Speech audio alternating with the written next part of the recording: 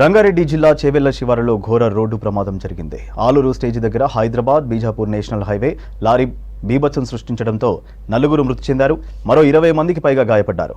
Highway పక్కన కూరగాయలు అమ్ముతున్న వారిపైకి లారీ దూసుకెళ్లడంతో యాక్సిడెంట్ జరిగింది. మృతుల్లో ఆలూరుకు చెందిన రాములు, ప్రేమ్, సుజాతగా గుర్తించారు. మృతుల సంఖ్య మరింత పెరిగే ఛాన్స్ ఉన్నట్టు తెలుస్తోంది. ఘటనా స్థలికి చేరుకున్న పోలీసులు గాయపడిన వారిని చేవెళ్ల హాస్పిటల్కు తరలించారు. లారీ అతివేగంగా ఢీకొనడంతో హైవే పక్కన చెట్టు కుప్పకూలింది. యాక్సిడెంట్ టైంలో సుమారు 50 మంది రోడ్డు పక్కన కూరగాయలు అమ్ముతున్నట్టు పోలీసులు చెప్పారు.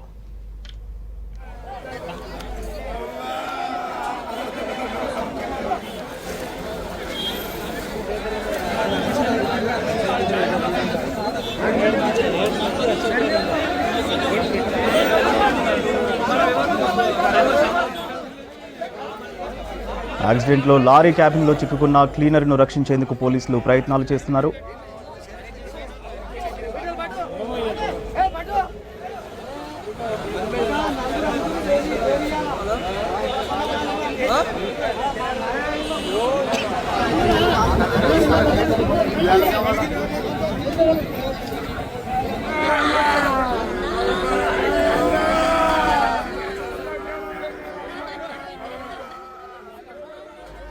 రంగారెడ్డి జిల్లా చేవెళ్ల శివారులో ఘోర రోడ్డు ప్రమాదం జరిగింది. ఆలూరు స్టేజ్ దగ్గర హైదరాబాద్ బీజాపూర్ నేషనల్ హైవేపై లారీ బీభత్సం సృష్టించడంతో నలుగురు మృతి చెందారు. మరో 20 మందికి పైగా గాయపడ్డారు. హైవే పక్కన కూరగాయలు అమ్ముతున్న వారిపైకి లారీ దూసుకెళ్లడంతో యాక్సిడెంట్ జరిగింది. మృతుల్లో ఆలూరుకు చెందిన రాములు, ప్రేమ్, సుజాతగా గుర్తించారు. మృతుల సంఖ్య మరింత పెరిగే ఛాన్స్ ఉన్నట్టు తెలుస్తోంది. ఘటనా స్థలికి చేరుకున్న పోలీసులు గాయపడిన వారిని చేవెళ్ల హాస్పిటల్కు తరలించారు. లారీ అతివేగంగా ఢీకొనడంతో హైవే పక్కన చెట్టు కుప్పకూలింది. యాక్సిడెంట్ టైంలో సుమారు 50 మంది రోడ్డు పక్కన కూరగాయలు అమ్ముతున్నట్టు పోలీసులు చెప్పారు.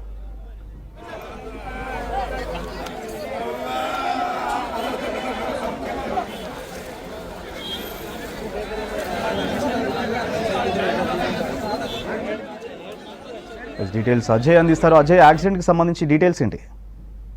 రంగారెడ్డి జిల్లా చేవెళ్ల మండల పరిధిలో ఉన్నటువంటి ఆలూరి స్టేజ్ వద్ద ఘోర రోడ్డు ప్రమాదం జరిగింది. కొద్దిసేపటి క్రితమే ఆలూరి స్టేజ్ వద్ద సాధారణంగా ఆ మూల మడుపు ఉంటుంది. అక్కడ ఫుట్పాత్ మీద రోడ్డు పక్కనే ఆనుకొని కూరగాయలకు సంబంధించిన చిరు వ్యాపారులు వ్యాపారాలు చేసుకుంటూ ఉంటారు. సో వాళ్ళపైకి ఒక లారీ అతివేగంగా రావడము, వాళ్ళని ఢీకొట్టిన క్రమంలో దాదాపు ఇన్సిడెంట్ జరిగినప్పుడు అక్కడ 40 నుండి 50 మంది వరకు కూడా వ్యాపారాలు చేసుకుంటూ కూరగాయలు అమ్మేవారితో పాటు అటు కొనేవారు కూడా కొందరు ఉన్నారు. సో ఒక్కసారిగా లారీ వేగంగా వచ్చి వాళ్ళపైకి దూసుకురావడం తోటి ఇప్పుడు మనకు బేసిక్ గా అందుతున్న అఫీషియల్ ఇన్ఫర్మేషన్ ని బట్టి 3 మృతి చెందారు. మరి కొంతమంది పరిస్థితి కూడా విషమంగా ఉంది. మిగతా గాయపడ్డ వారందరినీ కూడా ఊటాఊటిన స్థానికంగా చేవెళ్ల ఆసుపత్రికి తరలించారు ప్రస్తుతం పోలీసు అధికారులు. ఇప్పటికే లారీకి సంబంధించి అది హైదరాబాద్ నుండి వికారాబాద్ వెళ్తున్నట్లుగా పోలీసులు గుర్తించడంతో పాటు అటు లారీకి సంబంధించిన డ్రైవర్ కూడా క్యాబిన్ లోనే చిక్కుకోవడం తోటి అతన్ని బయటకు తీసే ప్రయత్నాలు కూడా కొనసాగుతున్నాయి. అతని 2 కాళ్ళు మొత్తం కూడా పూర్తిగా ఆ క్యాబిన్ లో ఇరుక్కుపోయిన క్రమంలో ఆ లారీ డ్రైవర్ ని బయటకు తీసే ప్రయత్నాలు ప్రస్తుతం పోలీసులు చేస్తున్నారు. సో ఒక మేజర్ యాక్సిడెంట్ గా, రోడ్ యాక్సిడెంట్ గానే దీన్ని పోలీసులు కూడా పరిగణిస్తున్నారు. ఎందుకంటే దాదాపుగా ఇప్పుడు ఎవరైతే గాయపడ్డారో అందులో కూడా చాలా మంది పరిస్థితి విషమంగా ఉంది. చాలా మంది సీరియస్ గా ఉన్నది వాళ్ళ కండిషన్ అనేది కూడా పోలీసులు చెప్తున్న సిచ్యువేషన్. ఇప్పటికైతే 3 మరణించారు. మరొకరు దాదాపుగా చాలా క్రిటికల్ కండిషన్ లో ఉన్నారు. ఇంకా మిగతా గాయపడ్డ వ్యక్తులు ఎవరైతే ఉన్నారో వాళ్ళలో కూడా చాలా మంది హోప్లెస్ అనేది కూడా కొంతవరకు అధికారుల నుండి మనకు అందుతున్న ఇన్ఫర్మేషన్. సో ప్రస్తుతానికి యాక్సిడెంట్ కి గల కారణాలు ఏంటి? ప్రాథమికంగా మాత్రము అతివేగంగా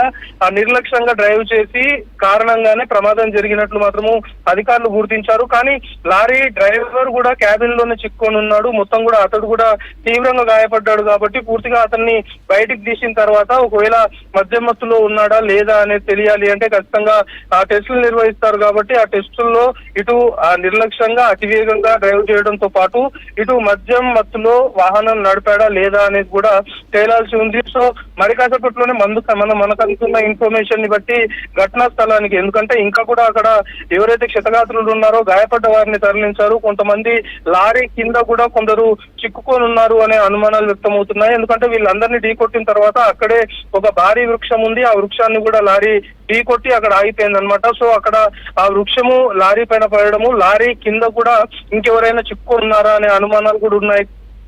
ముందుగా లారీలో ఎవరైతే డ్రైవర్ క్యాబిన్ లో ఉన్నాడో అతన్ని బయటికి తీసే ప్రయత్నంతో పాటు సైమల్టేనియస్ గా లారీ కింద కూడా కొందరు చిక్కునున్నారు అనే అనుమానాలు తెరపై బట్టి వాళ్ళని కూడా కింద ఎవరైనా ఉన్నారా లేదా అనేది ప్రస్తుతము అధికారులు పరిశీలిస్తున్నారు. ఆల్రెడీ చీకటి అయిపోయింది కాబట్టి లైట్లు ఏర్పాటు చేస్తున్నారు. ఎందుకంటే చాలా వరకు కూరగాయల వ్యాపారాలు చేసేవారు ఒక్కసారిగా లారీ వాళ్ళపైకి దూసరావడంతో కొందరు వ్యక్తులు చిందరవందరగా కూడా అక్కడ పక్కనే ఉన్న చెట్ల పొదల్లో కూడా పడ్డట్లు తెలుస్తుంది. సో ఇంకా క్షతగాత్రులు ఆ చెట్ల మధ్యలో పొదల మధ్యలో ఉన్నారా అనేది కూడా అధికారులు పరిశీలిస్తున్నారు. సో ప్రస్తుతానికైతే ఆ క్షతగాత్రుల్ని స్థానికంగా ఉన్నటువంటి చేవెళ్ల ఆసుపత్రికి తరలించి వైద్యం అందిస్తున్నారు. ఒకవేళ క్రిటికల్ కండిషన్ గా ఉంది, సీరియస్ కండిషన్ అనుకున్న వారిని ఊటౌటిన హైదరాబాద్ తరలించేందుకు కూడా అధికారులు ఏర్పాట్లు చేస్తున్న పరిస్థితి. ఇప్పటికైతే 3 చనిపోయారు, ఇంకొకళ్ళు మాత్రము చాలా సీరియస్ కండిషన్, క్రిటికల్ కండిషన్ లో ఉన్నారు. దాంతో పాటు ఇంకొంతమంది కూడా కొంత సీరియస్ గానే ఉన్నారు అనేది అధికారుల నుండి